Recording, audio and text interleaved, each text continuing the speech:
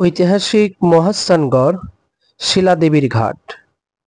প্রিয় দর্শক, এই ঘাটেই পরশুরাম, যিনি এই নদীতে ডুব দিয়েছিলেন এবং পালিয়ে যেতে বাধ্য হয়েছিলেন। প্রিয় দর্শক, তো এখানে বর্তমানে এখন হিন্দু সম্প্রদায়ের যত মানুষ এই এলাকার যারা হিন্দু আছেন তাদের ভিতরে যারা মারা যায় তাদেরকে এখানে নিয়ে এসে পোড়ানো হয় তাদের ধর্মের নিয়ম অনুযায়ী। প্রিয় দর্শক, সেই জায়গাটি আজকে আমি আপনাদেরকে ঘুরে ঘুরে দেখাবো যে এখানে আসলে কি আছে। তো প্রিয় দর্শক, আসলে এখানে তেমন কিছু নেই, শুধু শ্মশান ঘাট এবং বিশ্রামের জন্য তাদের একটি এখানে ঘর রয়েছে। তো প্রিয় দর্শক, চলুন সেই ঘরে আপনাদেরকে নিয়ে যাই, আসলে ঘরের ভিতরে কি আছে। তো প্রিয় দর্শক, আমি এই ঘরের কাছে যাচ্ছি, এই ঘরের ভিতরটা আপনাদেরকে দেখাবো এই ঘরের ভিতরে কি আছে।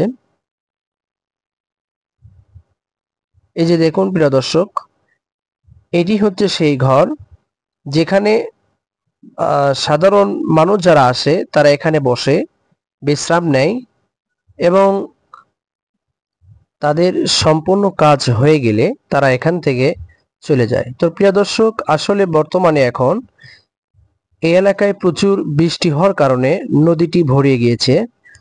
এই নদীটির নাম করতোয়া নদী। এখানেই সেই মানুষদেরকে পোড়ানো হয় যারা হিন্দু সম্প্রদায়ের মানুষ, তাদের ভিতরে যারা মারা যান। আসসালামু আলাইকুম প্রিয় দর্শক, সবাই কেমন আছেন? আশা করছি সবাই ভালো আছেন। তো আজকে আমি এসেছি ঐতিহাসিক মহাস্থানগড় শিলাদেবী ঘাট। তো এখানে কি আছে আপনাদেরকে সেটা আমি দেখাবো। তো আপনারা জানেন যে এখানে পরশুরাম, তিনি নাকি এখানে ডুব দিয়ে অন্যত্র কোথাও চলে গিয়েছিলেন, এরকমও শোনা যায়। এরপরে এখন বর্তমানে এখানে যা হয় সেটা হচ্ছে যে হিন্দু সম্প্রদায়ে যদি কোনো মানুষ মারা যায় তো তাকে পোড়ার জন্য, তার শেষ কীর্তনের জন্য তাকে এই শিলাদেবী ঘাটে এখানে নিয়ে আসা হয়। এরপরে তাকে এই যে আপনারা এই যে দেখেন, এখানে একটা শান আছে বা ঘাট আছে নদীর। তো এখান থেকে একটা ভোড়াতে বা যখন পানি থাকে তখন এরকম একটা কলার গাছের ভোড়া বানায়। এই যে দেখেন, এই যে এটাকে আমরা আমাদের এই অঞ্চলে ভোড়া বলে, একটা নৌকা সিস্টেম বানায় আর কি। তো এখানে উঠিয়ে তারা ওই পাশে নিয়ে যায়, এই যে এই পাশে নিয়ে যায়, এখানে নিয়ে যায়। তো এখানে নিয়ে যাওয়ার পরে তাকে সেখানেই সর্বশেষ তার যে কাজ, তাকে পোড়ানো হয়। এটি হচ্ছে এখন বর্তমান এই শিলাদেবীর ঘাটের এই কাজগুলি।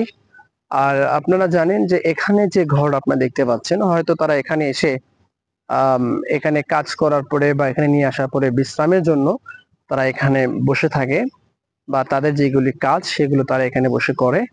আর মূল যে কাজ হচ্ছে যে পোড়ানোর যে কাজ, সেই কাজটি আসলে তারা এই নদীর ওপাশে যে জায়গাটা দেখতে পাচ্ছেন আপনারা, এই জায়গাতেই তারা মূলত তাদের যে যিনি মৃত ব্যক্তি থাকে তাকে তারা পুড়িয়ে ফেলে তাদের ধর্ম নিয়ম অনুযায়ী এটা তারা তারা করে থাকে। তো প্রিয় দর্শক, এই শিলাদেবী ঘাটের সর্বশেষ যে বর্তমান যে অবস্থা, এটি আমি আপনাদেরকে দেখালাম। এটাই হচ্ছে সেই ঐতিহাসিক মহাস্থানগড় শিলাদেবী ঘাট। তো এই শিলাদেবী ঘাটে এখানে আসলে লাশ পোড়ানো হয়, এছাড়া অন্য কোনো এখানে কিছু করা হয় না। তো প্রিয় দর্শক, এখানকার যে পরিবেশ আপনারা দেখতে পাচ্ছেন, মোটামুটি অনেক সুন্দর পরিবেশ। এই হলো এখানকার অবস্থা। তো প্রিয় দর্শক, যদি কেউ এখানে আসেন তাহলে আপনারা শুধু এতটুকু জিনিসই দেখতে পাবেন। তো এখন নদীতে প্রচুর পানি, যেহেতু আমাদের এই এলাকায় প্রচুর বৃষ্টিপাত হচ্ছে, এই জন্য এখানে প্রচুর পানি নদীতে আর কি উঠে গেছে। তো এই রাস্তা দিয়ে আপনাকে আসতে হবে মহাস্থান মিউজিয়াম রোড, যেটা ওখান থেকে একটু কয়েক গজ ভেতরে আপনারা এই পূর্ব দিকে আসতে হবে। এসে এখানে শিলাদেবী ঘাট নামে যে পরিচিত জায়গা, এই জায়গাটি আপনারা দেখতে পাবেন।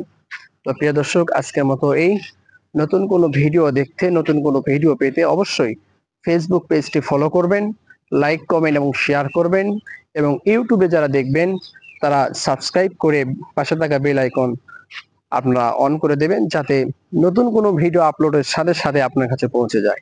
আসসালামু আলাইকুম।